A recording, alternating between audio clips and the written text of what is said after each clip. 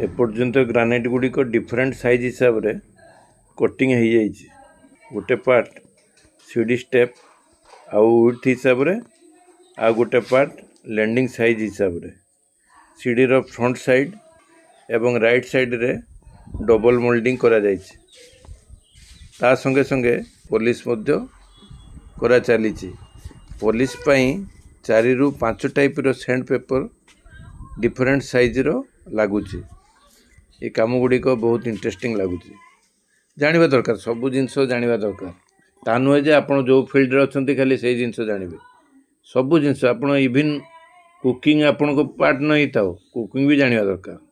सब जिनस जानले इंटरेस्टिंग लगे।